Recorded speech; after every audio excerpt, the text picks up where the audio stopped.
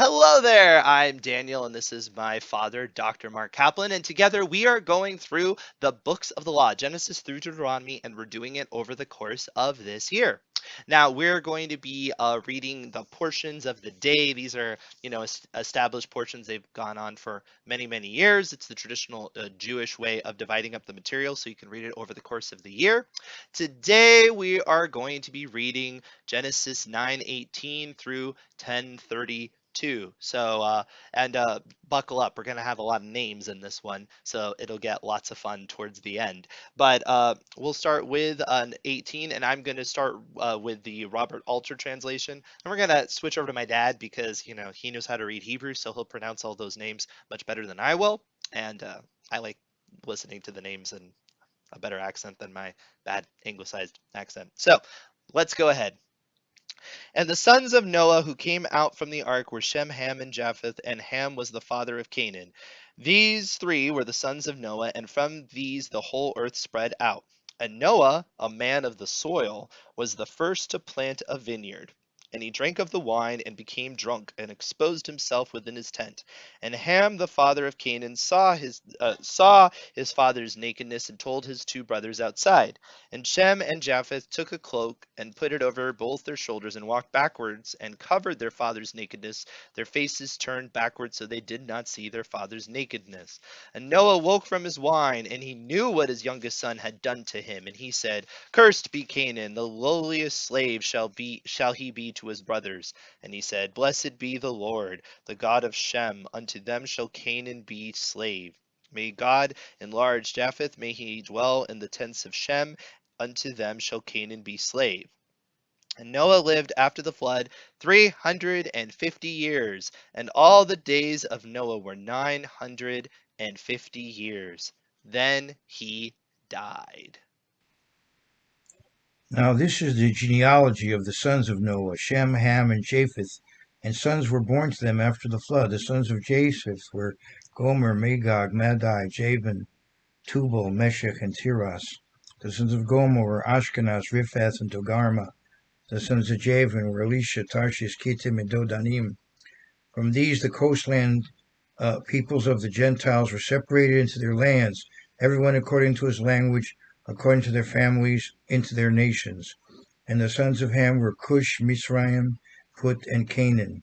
The sons of Cush were Seba, Havilah, Sabta, Rama, and Sabtecha, and the sons of Rama were Sheba and Dedan. Cush began Nimrod. He began to be a mighty one on the earth. He was a mighty hunter before the Eternal. Therefore it is said, like Nimrod, the mighty hunter before the Eternal. And the beginning of his kingdom was Babel, Erech, Akkad, and Calneh in the land of Shinar. From that land he went to Assyria and built Nineveh, Rehoboth, Ir, Kala, and Rezin between Nineveh and Kala. That is the principal city. Mizraim begot Ludim, Anamim, Lehabim, Naphtuhim, Pathrusim, and Kasluhim, from whom came the Philistines, and Kaphtorim. Canaan began Sidon, his firstborn, and Heth, the Jebusite, the Amorite, and the Girgashite, the Hivite, the Archite, and the Sinite, the Arvadite, the Zemarite, and the Hamathite. Afterward, the families of the Canaanites were dispersed. And the border of the Canaanites was from Sidon as you go toward Gerar as far as Gaza, then as you go toward Sodom, Gomorrah, Admah, and Zeboim as far as Lasha. These were the sons of Ham according to their families, according to their languages, and their lands, and in their nations. And children were born also to Shem, the father of all the children of Eber, the brother of Japheth the elder. The sons of Shem were Elam, Asher, Apraxad, Lud, and Aram. The sons of Aram were Uz, Hul, Gether, and Mash. Arphaxad begat Salah, Salah begat Eber. To Eber were born two sons. The name of one was Peleg, for in his days the earth was divided, and his brother's name was Joktan. Joktan begat Amodad, Sheleph, Hazar, Maveth, Jerah, Hadaram, Uzal, Dikla, Obal, Abimael, Sheba, Ophir, Havilah, and Jobah. All these were the sons of Joktan. And their dwelling place was from Mesha as you go toward Sephar, the mountain of the east. These were the sons of Shem, according to their families, according to their languages and their lands, and according to their nations. These were the families of the sons of Noah, according to their generations and their nations, and from these the nations were divided on the earth after the flood.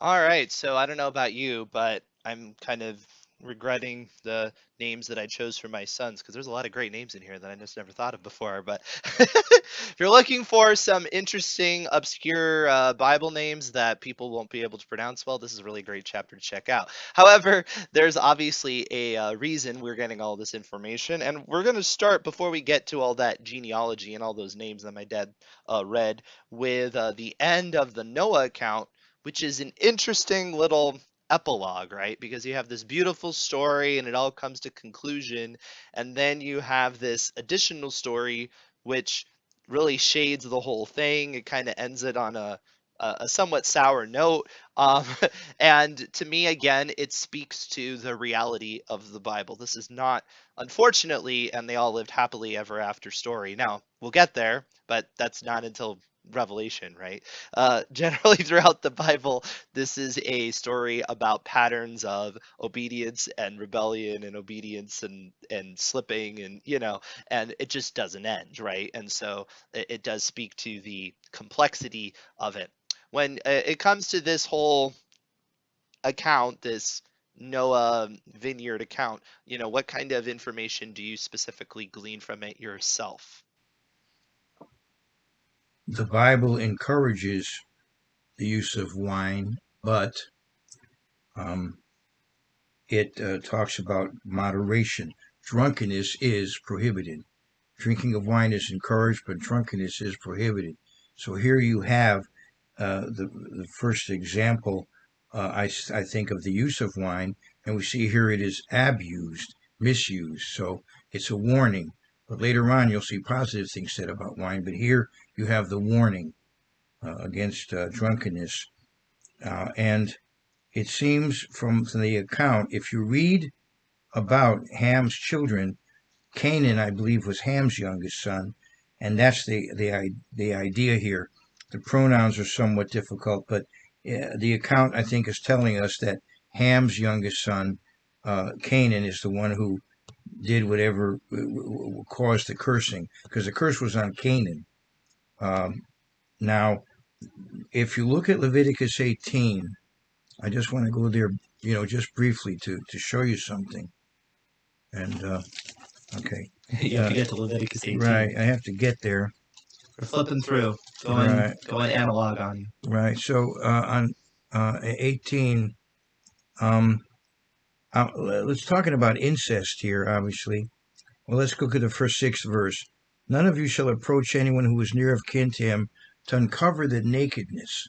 I am the eternal. So that's the euphemism here used to uncover the nakedness of someone.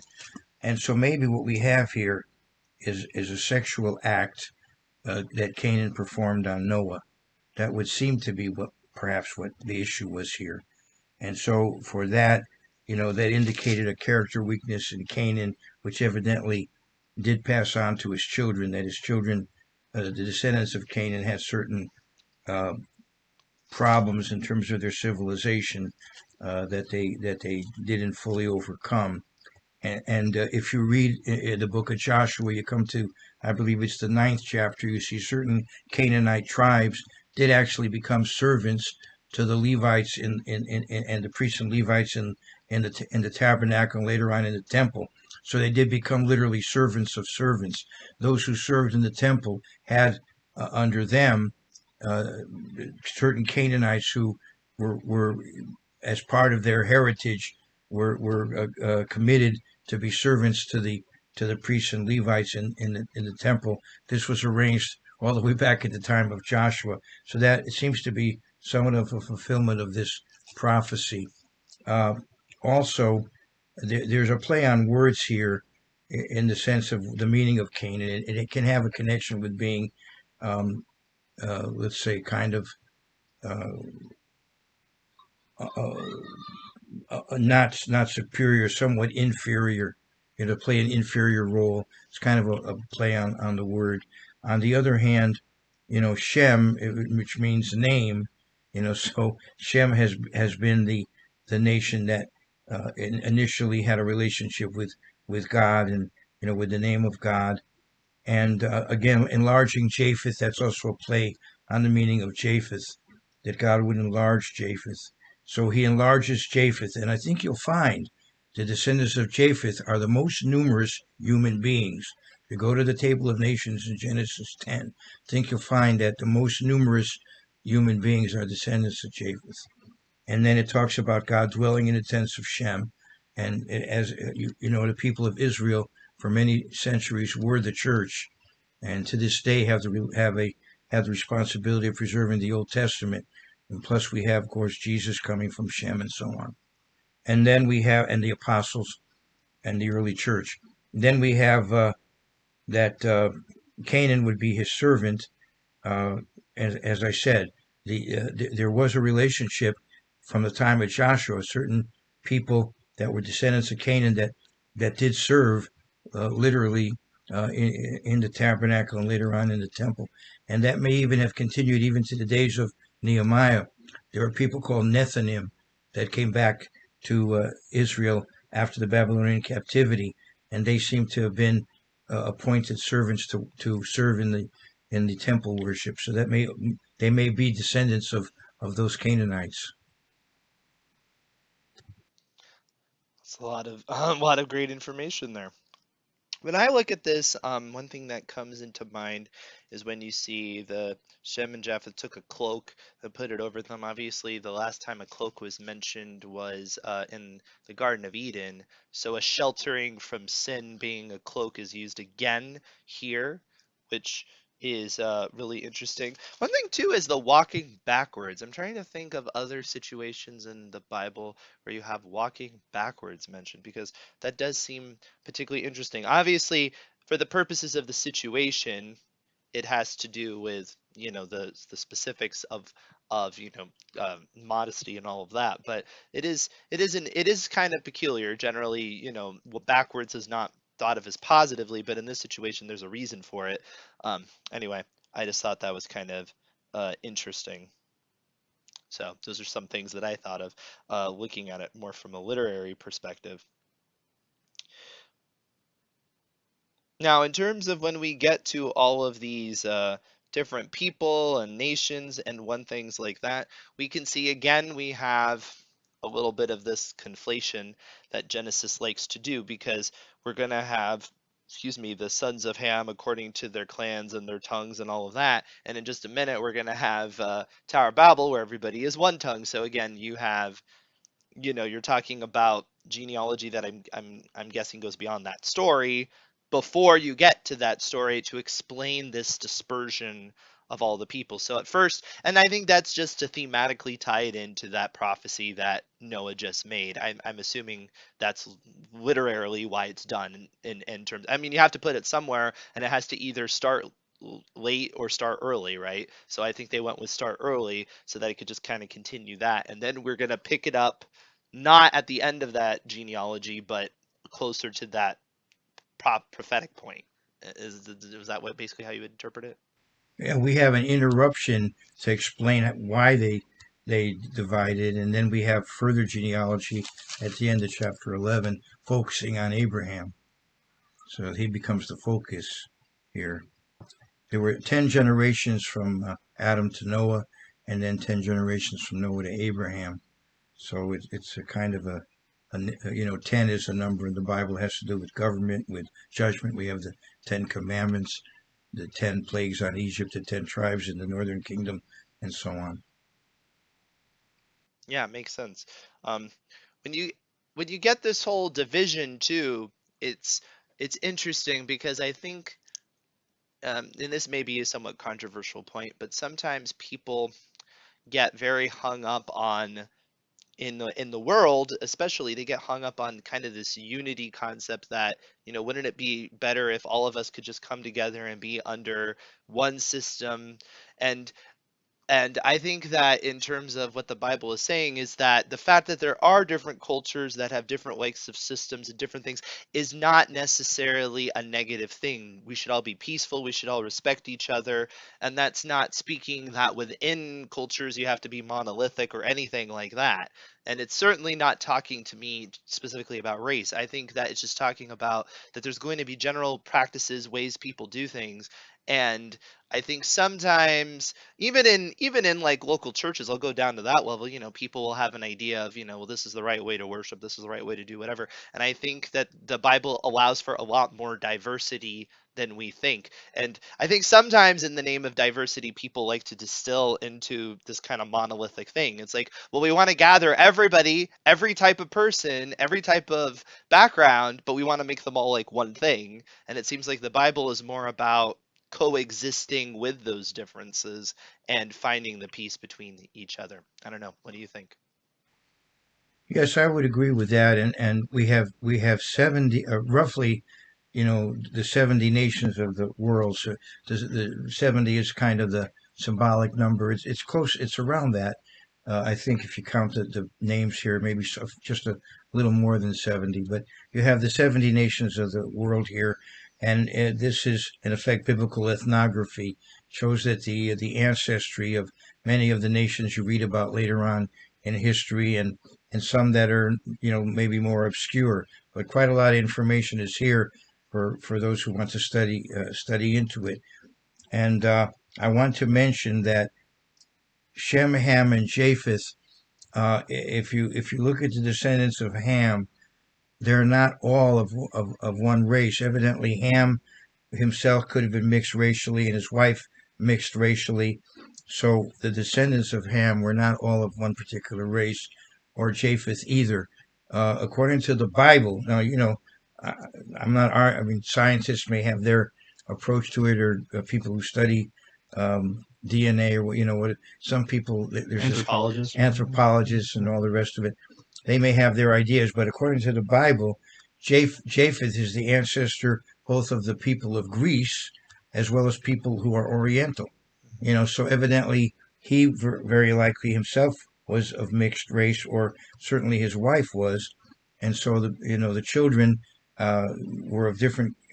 Some of them were more perhaps Oriental in appearance than others, and then through linguistics, as you'll see in chapter 11, they gravitated.